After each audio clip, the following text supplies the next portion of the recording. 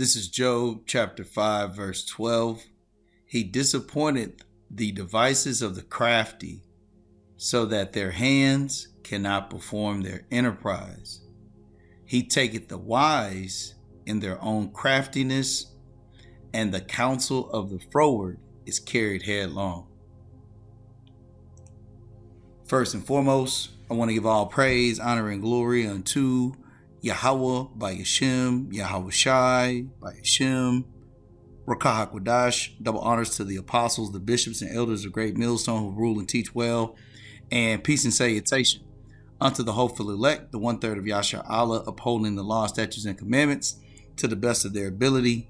Peace and salutation. This is the brother Bakwasha, and I want to talk about how Yahweh by Yashem, Yahweh Shai is disappointing the devices of the crafty, and how, and I'll bring it back up, it says how he taketh the wise in their own craftiness, because Esau, the so-called white man, believes that he is imploding the economy for the sake of creating a digital society in which the charagma, the M-O to the T to the B, will be the means by which he will now be able to govern and control all of the people. But while all of that's going on, Yahweh by Yashem, Yahweh Shai has him in a trick bag. And so we're just going to play a couple of videos. I got a couple of articles. Through the Spirit, Lord will, this will be edifying. If I don't play all of the video, Lord will, I'll leave it in the description box. But really, I just want to touch on a couple of quick videos just to highlight some points. And then I have an article, and Lord will, like I said, this will be edifying for the elect. But this guy is going to go into just how the Doge technocrats have now created a lane or avenue for the oligarchs to really continue to possess more power and more control, and how the people don't have an option any longer with the and we might even play a little bit of this first with the recent developments of AI technology. All jobs, for the most part, at least 30-40% of jobs will be done away with completely. And so all of this is a organized or a controlled implosion of the economy. And this isn't the first time. This is just the last time, Lord's will, that this society will use these types of sorcery, to create a new system, in which this new system is the last system that will ever have any footing, because ultimately, and I'll read it again, Job 5 and 12, he disappointed the devices of the crafty. This is a device. This system, this pit, Babylon, aka America, is a device of the crafty, of the prudent, of the wise. It says so that their hands cannot perform their enterprise. And let's grab this word here real quick for enterprise. Strong's H 8454. Tushia.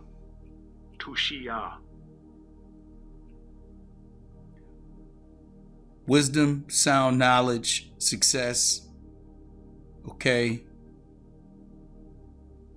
It says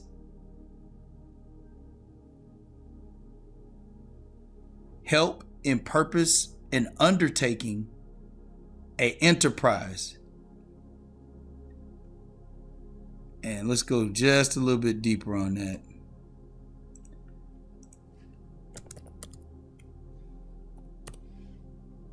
Enterprise, it says something undertaken, and ultimately that undertaking of what Esau is looking to achieve is ultimately overturning prophecy. That means him now being God on earth, and all thoughts, all movements, all transactions are governed by him. Okay, but Yahweh by Yashem, Yahweh Shai is going to disappoint that. Okay, So let's play a little bit of this. Like I said, got a couple quick scriptures, and then Lord will, this will be edifying. Of war against Venezuela, in the Middle East, possibly Ukraine, and so that gives Trump emergency war powers. Trump has discussed the possibility of invoking the Insurrection Act. Trump has played around the idea of running for a third term. I don't know how he'll do that, but I believe that given everything that we've seen so far, I think he has the intention of possibly running for a third term. So we're seeing a rapidly declining democracy in America. I think it's very hard to miss. What's really depressing to see, though, is the lack of opposition. So the Democratic Party has not been able to sustain opposition. Who says there could be midterms next November? So there's really a lack of strategic foresight from the Democrats. They're very passive, and because there's no effective opposition, Trump can basically do whatever he wants. Okay, but obviously the American people, or the people in the West, would not accept an authoritarian dictatorship or even a monarchy if the opportunity presented itself, right? If people voted, hey, you have here a republic, or you could choose between a monarchy or some sort of dictatorship. I mean, and so this is the controlled implosion of the economy, which is now the jobs, the AI, all of that is forcing people into dire situations to where now they're going to look for an answer. And the answer that's going to be presented is the charagma, but they're going to look for a solution. And that solution is going to be in whoever can ease the pain, okay, and bring things back to some type of normalcy, which is not going to happen, okay? I don't. What do you think is going to happen? Well, look. I mean, you can make the legitimate argument that the choice isn't between monarchy and democracy. The choice is between monarchy and oligarchy. You can. So the choice, which he's saying now, is between monarchy, which is a kingdom ruled by a king. Okay, no longer democracy driven by the people, right? Or oligarchy, which is basically a set, and I'm gonna look it up here real quick. I don't want to fabricate.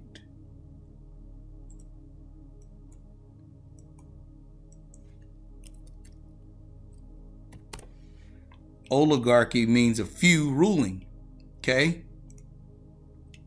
A small group of people having control over a country, organization, or institution. And all of that has already been going on, but now it's beforehand it was in the backdrop. Now it'll be at the forefront, meaning the people will now be fully aware of this oligarch system, but it still has to appease the people as if they were the ones that made the decision. Okay. Make the argument that America has not democracy for a long time, ever since 2008 financial crisis, when Obama bailed out the oligarchs and screwed over the people. And you get COVID, which even further economic inequalities. And so you can make the argument that for the past 10, 15 years, America has transitioned into a full-scale oligarchy. And you can just look at what's happening in the American economy, where the only thing that's up is the stock market, and only about 1% or the top 10% or 90% of American stocks. So the system is geared specifically towards the top 10%. America has become an oligarchy.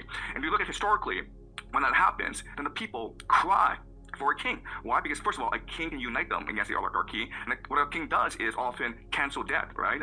The king, his first act is often a jubilee, where he cancels the debts of the people, and the other thing that he will do is redistribute wealth, primarily land, in a way that furthers the interests of the people. So if you're an American citizen, okay, if you're an average American citizen, you're heavily in debt, you have a mortgage, you have credit card debt, you're facing delinquency, your economic prospects aren't that great. Would you prefer the system to stay as it is, or would you prefer a king?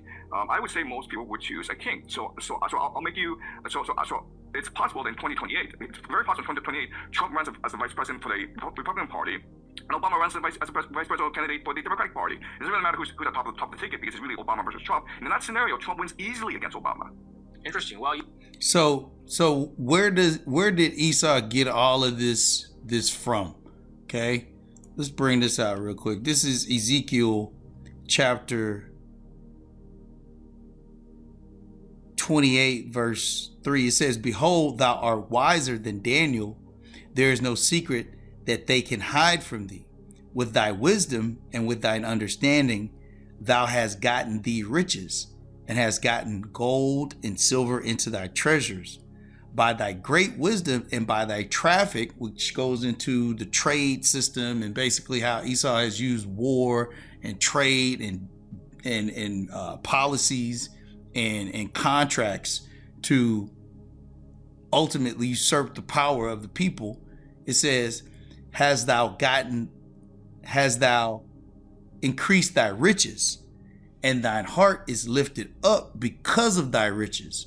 Okay, so when you think about a monarchy, when you think about an oligarchy, when you think about Doge, when you think about a technocracy, when you think about all of these elites, this was their original plan, and it's always been their plan. Okay, to be that capstone that's separate from the rest of, or the base of the quote unquote pyramid. Okay, let's bring this out. This is Job chapter 20 verse 5. It says, let's start at verse 4. It says, knowest thou not this of old, since man was placed upon earth, that the triumphing of the wicked is short, and the joy of the hypocrite but for a moment. And so that's what's happening. Like, all of this is leading up to Babylon, aka America, being destroyed. Okay, but all of this is in a moment, man.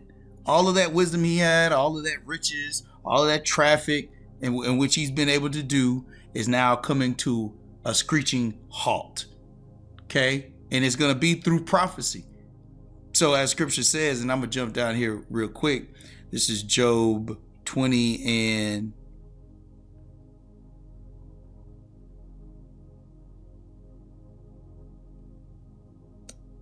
15. It says, he hath swallowed down riches, and he shall vomit them up again. Yahweh shall cast them out of his belly. So all the money in which he's been able to get has only just been part of the trick bag that Yahweh Shai has them in. Okay? Scripture says he taketh the crafty in their own craftiness. Okay? Let's jump down to verse 18. It says, that which he labored for shall he restore, and shall not swallow it down. According to his substance shall the restitution be, and he shall not rejoice therein. So ultimately, all of this scenario, and this guy, Lord will, I'll be able to play another couple of minutes of it. But everything, Trump, Obama, Lord's will, there won't be a 2028. Okay? But all of these scenarios are all based on historical data and what's really going to be the driving force for Babylon. But ultimately, these people are in straits, man. Let's play this real quick, because this number kind of took me back. But I mean, and I don't know how valid it is, but it seems usfacts.com, and brothers can go back and look this up. But as I was watching a little bit of this video, these are the things that came about. So yeah, let's play this real quick.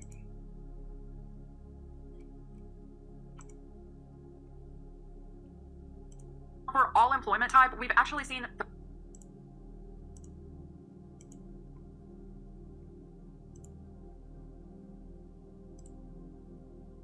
if we account for all employment type, we've actually seen 13.8 million layoffs from January to August of this year. So if we account for all employment type, we've actually seen 13.8 million people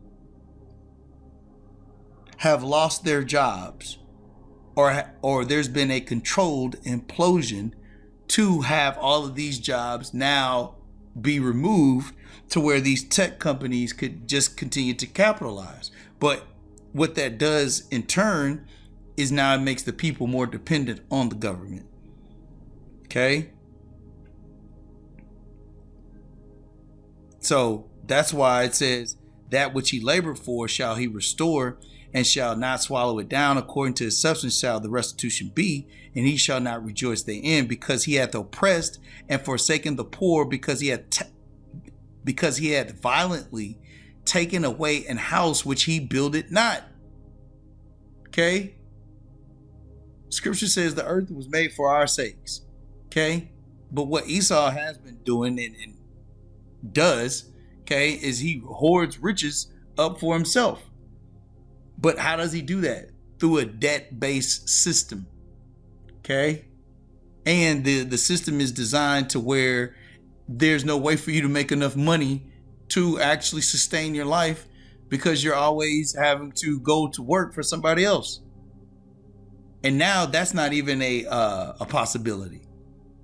But let's read Habakkuk 2 and 5 of how he's been able to do that through that debt-based system. This is Habakkuk 2 and 5. It says, yea, also because he transgressed by wine, he is a proud man, neither keepeth at home, who enlargeth his desire as hell, and is as death, and cannot be satisfied, but gathereth unto him all nations, and heapeth unto him all people. Shall not all these take up a parable against him, and a taunting proverb against him, and say, woe to him that increaseth that which is not his? We just read that in Job. It says, because he hath oppressed and hath forsaken the poor, because he hath violently taken away an house which he builded not. Now, some of this goes into our people, but even just on a global scale, that's what Esau has done. He increased that which is not his. Okay? Through taxation, through the destruction of the economy. Okay, through all of these psychological operations, right? Through these devices, listening to people as they're talking, as they're communicating, right? All of these, what do you want to call it? Backdoor firewalls of all data. Just the fact that the internet is now the main information highway of all things, the internet of all things. Okay, that's how he increased that which is not his. And to him that laded himself with thick clay, going into that debt-based system, that abadyat. Okay, so that's how you have 13.8 million jobs lost in less than a year. Let's listen to it one more time. Why the layoff numbers might seem low, but if we account for all employment type, we've actually seen 13.8 million layoffs from January to August of this. January to August. Thick clay.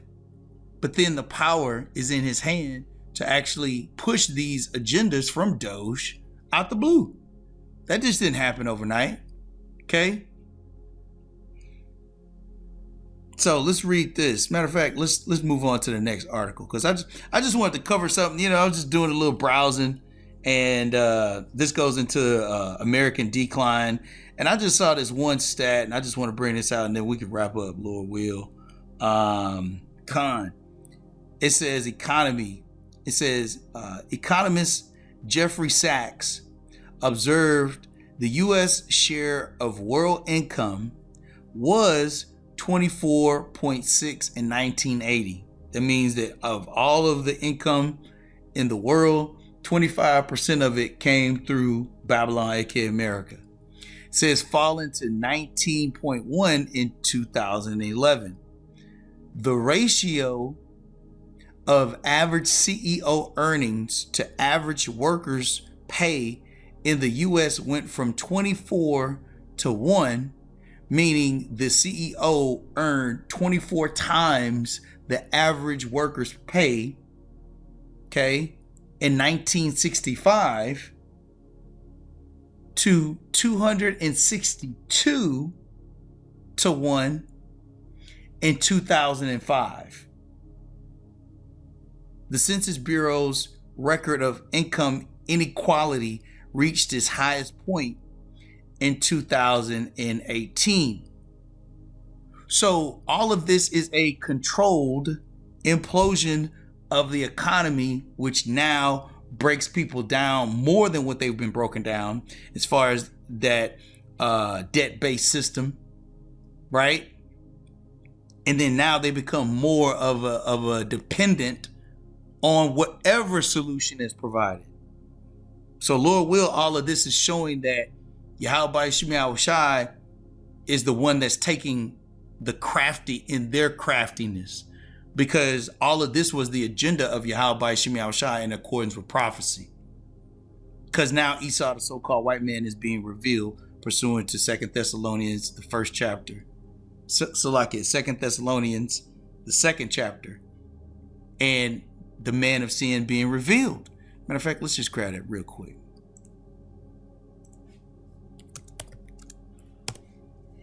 This is 2 Thessalonians chapter 2, verse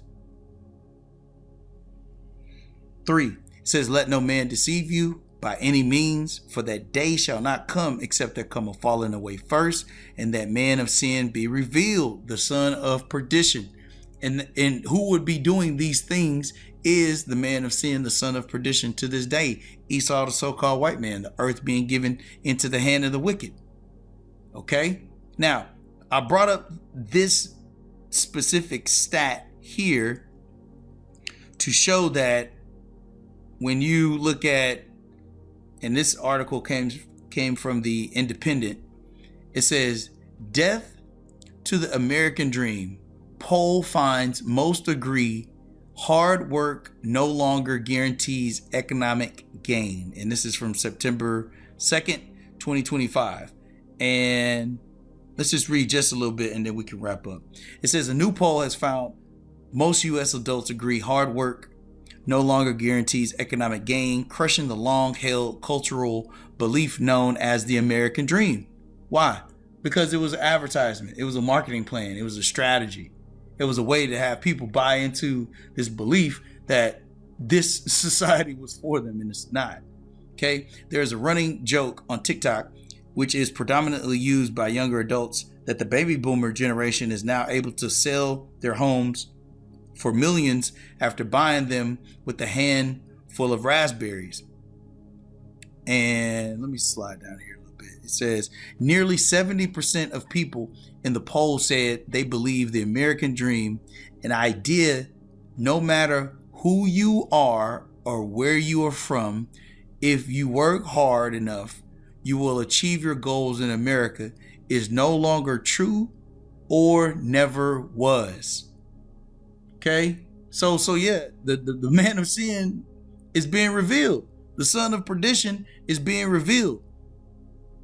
Because people are, although they're upside down in their finances, all roads lead to AI, and who's behind AI and who's behind these systems are the elites, which consist of Esau, the so-called white man, predominantly. Okay. So let's wrap up here. I just got a handful of other quick precepts I wanted to bring out. This is, matter of fact, let's grab this in Ezekiel. Yeah, because, I mean, brothers can read the rest of Job. It talks about the fire and destruction coming to Babylon because of those things, right? This is Habakkuk 2 and 16. It says, thou art filled with shame for glory. Drink thou also, and let thy foreskin be uncovered. The cup of the Lord's right hand shall be turned unto thee, and shameful spewing shall be on thy glory. Because China, Russia, all the rest of these other heathen nations are looking at Babylon and pursuant to Isaiah the 14th chapter, they're saying, man, look at this place, man. Hast thou also become weak like unto us? So now Babylon is in straits. Okay? Let's play the rest of this real quick. But this is the shameful spewing. When you got Moabites on here talking about the downfall of the economy, where it's heading, and China realizes that's why there's such a race for the AI, because it's going to be literally what is it called, the clone wars, okay, or AI wars, which is basically digital systems fighting against digital systems. And they're all trying to hack the next system, because whoever has control of that ultimately is going to pull the lever on the Nicaragua, because that centralized system must be maintained by some type of security. And that's where everything Esau does falls apart. But that's where he's really gonna start to see all of that enterprise that he once wanted. It wasn't meant for it, you know. Yahweh Shemi Yahushua is all power, not you, Esau. You've called Trump's win, so let's see what happens again in 2028. Is that legal though for a president to have run 2 terms to run third time as a vice president? I have to look into that. Comment below if you know what the legality is about. Yeah.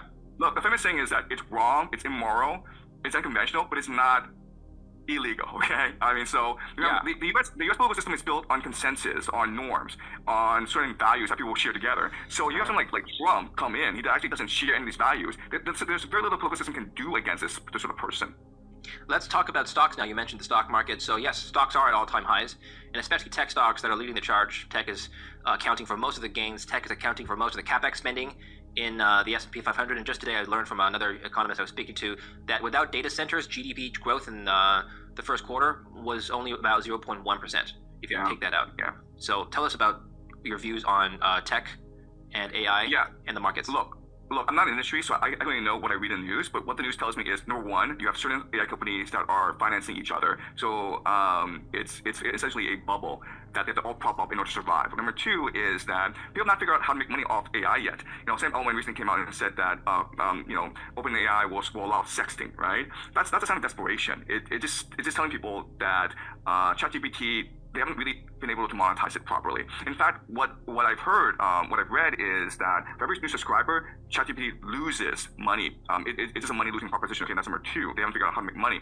A third thing, and you point this out, is the exorbitant cost of these data centers. They're extremely expensive to run, and they suck up all communities' fresh water and electricity resources. Americans are seeing their electricity costs skyrocket. Why? Because these data centers are so expensive to run. And so you have this weird situation where the entire economy is just basically the AI bubble, and these corporations are using government subsidies in order to build these data centers, in order to exploit the water and electricity resources of the community, and then passing it on to the consumer. And they still don't know how to make money off this thing. So, I mean, the economy's headed towards disaster. There's really no way around it. And so the question then is, can the Americans manage an can the Americans manage a controlled implosion of the economy? And that's why I think we're seeing a lot of talks of civil war, of social unrest, because if there's social unrest, then it's possible for you to do a controlled implosion of the economy. Otherwise, everything just blows up in your face. You know, there's this journalist, Andrew Sorkin, who's going around talking about 1929. You know, he's getting a lot of coverage. He's saying, look, we're heading towards another stock market crash. And this sounds like predictive programming to me. It's preparing people for the possibility of a major financial implosion within the United States. And this financial implosion is something that they want to manage in order to reduce the repercussions and consequences. And so the point here is, all of this has been organized or controlled demolition. Okay? And it's been to create a society that's 1,000% dependent on Esau, the so-called white man.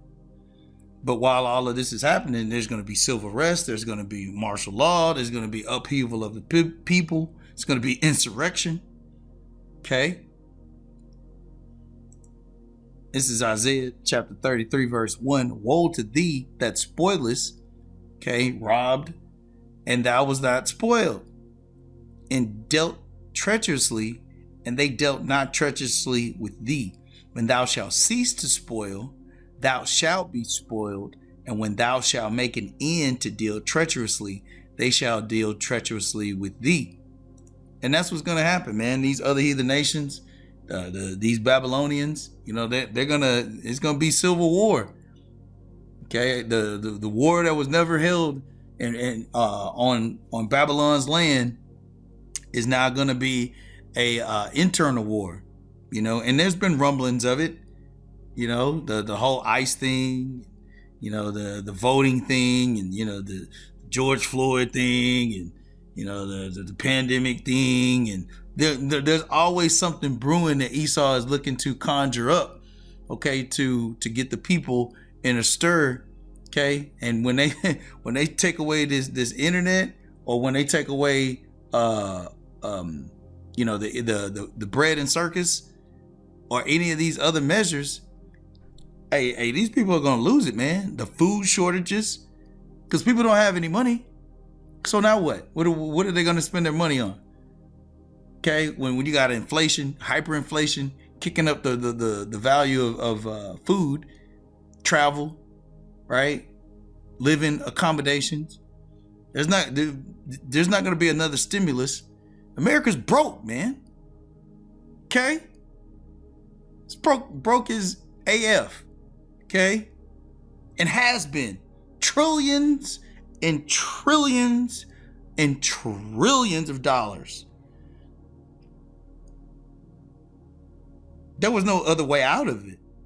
They had to create a new platform, a new platform for them to try to escape all of the debt in which they've incurred. Because they can print money at any given time. So what do you think they're going to do in this technocracy? Same thing. Zero everybody out. And then from that point, dictate who gets what. Oligarchy. Let's go back to that definition real quick. A small group of people having control over a country, organization, or institution. A country governed by an oligarchy. Okay? Let's hit it.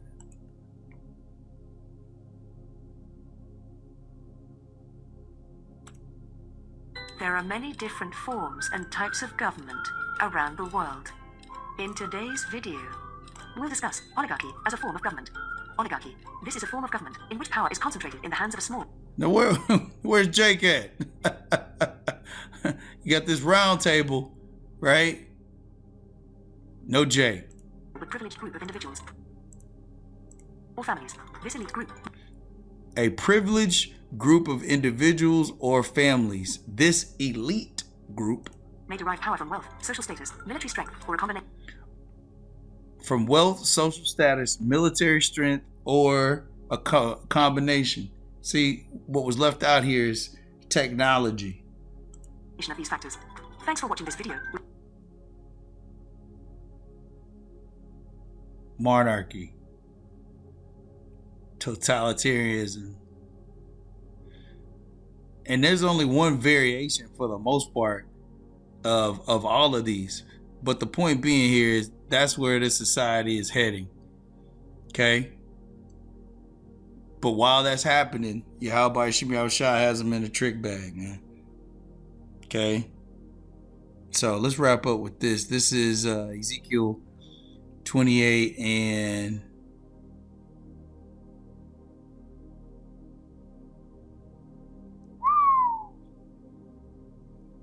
let's go 15. This is Ezekiel 28 and 15. Thou wast perfect in thy ways from the day that thou was created, till iniquity was found in thee. Talking about Esau, man, his wickedness. By the multitude of thy merchandise, they have filled the midst of thee with violence. And thou hast sinned, therefore I will cast thee as profane out of the mountain of Yahweh, and I will destroy thee, O covering cherub, from the midst of the stones of fire. Verse 17. Thine heart was lifted up because of thy beauty. Thou hast corrupted thy wisdom by reason of thy brightness. I will cast thee to the ground. I will lay thee before kings, that they may behold thee. Thou hast defiled thy sanctuaries with the multitude of thine iniquities, by the iniquity of thy traffic. Therefore will I bring forth a fire from the midst of thee. It shall devour thee, and I will bring thee to ashes upon the earth in the sight of all them that behold thee. And this is going to be the judgment of Babylon, aka America, man.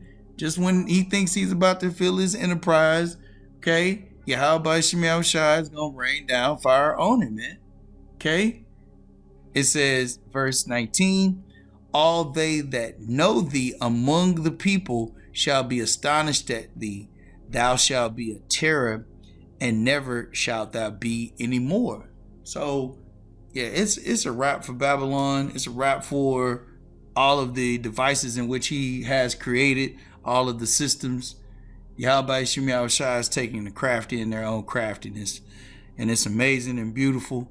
And Lord will, we're about to be delivered from it. So till the next time, Shalom.